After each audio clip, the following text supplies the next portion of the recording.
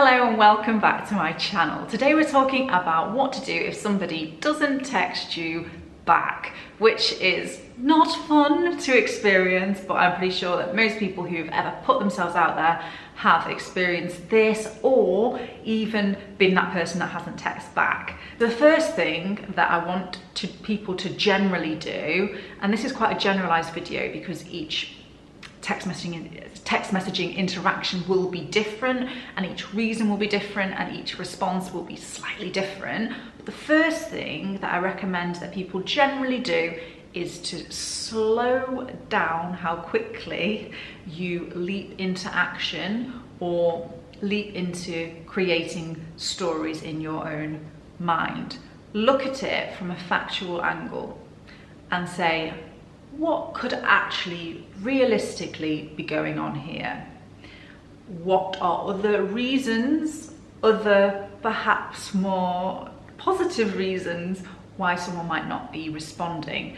I want you to also consider whether you're actually being ignored. It could be that this person's really busy. It could be that they have different expectations around text messaging. This comes up much more if it's the start of a dating process with a new person. It could be that this person thinks that they've texted you back and they haven't. It could be that this person's phone is broken and they can't get back to you. It could be that they are going to get back to you, but it's only been an hour, so chill your beans, relax and just take a pause for a moment. I would suggest that you don't do anything at all for at least 24 hours. They aren't ignoring you until 24 hours has passed. Even at 24 hours, for some people, they think that's normal. That is what they think. They're not doing anything to attack you. I'm not saying that people can't respond in that time frame. I'm not telling you my expectations, but just give it a little bit more time than perhaps you might wish to. I also want you to check that your message actually required a response. Sometimes we think someone's ignoring us and actually we didn't ask them a question.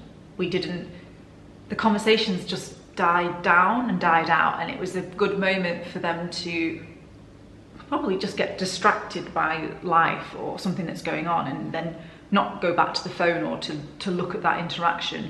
Or they've looked at it and gone, cool, and they haven't responded because they just don't think that there's a reason to respond. Okay, so let's say you've realized, ooh,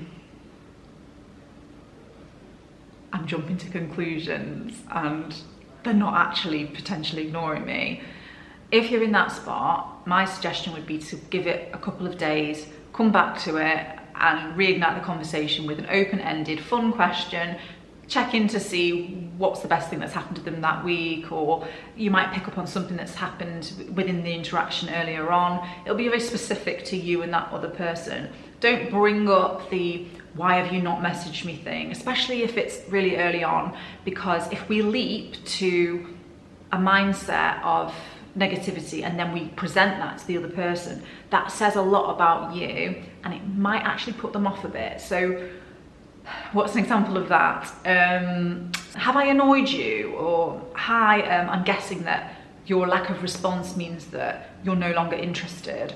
I would, just for your information, prefer to be told that you don't want to date me anymore. I don't want you to just disappear. I don't think it's acceptable that you're disappearing. And then you're just in the zone of like, they're like, what?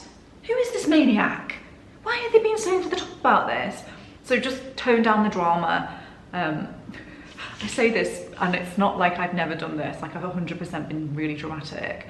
I used to be very into being quite dramatic in relationships and it really didn't serve me, so just dial it down. Now, if they ignore you again after you've reignited the conversation, I think most of the time we can say that they're ignoring you. And what I want you to do then is politely exit the situation. And by politely exiting the situation, I do mean do nothing, which is really difficult, but it's really classy. And it shows that you're not sat there thinking about this person, mulling it over, building up resentment. Because sometimes you could still be wrong.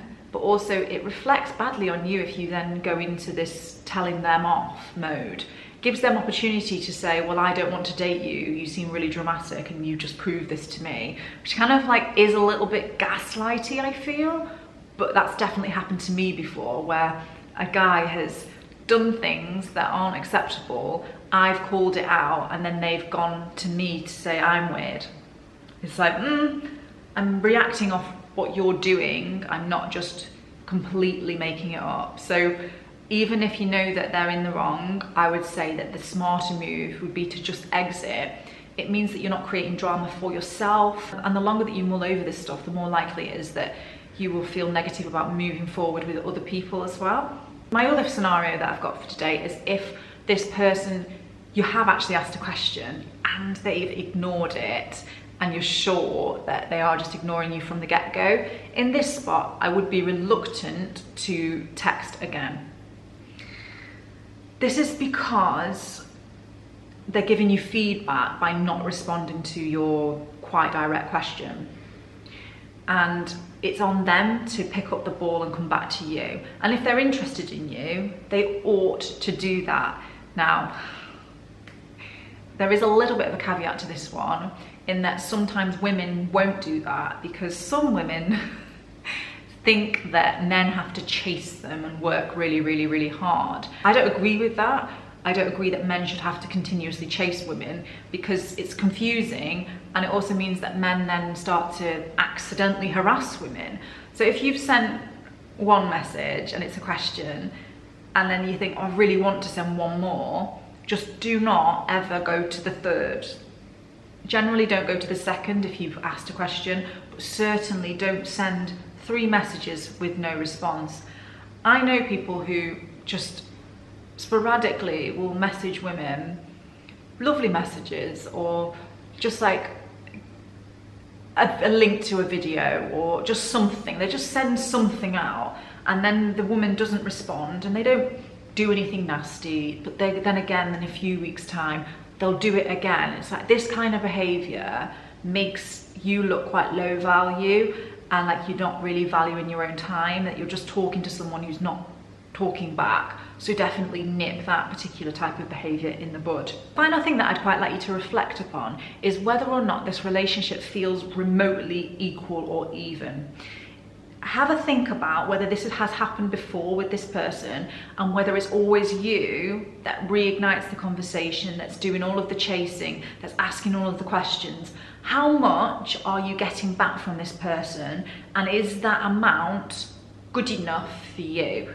If the answer is, actually it's not good enough for me and I'm doing all the work, stop with the messaging, stop chasing this person, and honestly move on. Moving on is one of the strongest moves that you can make to move your love life forward.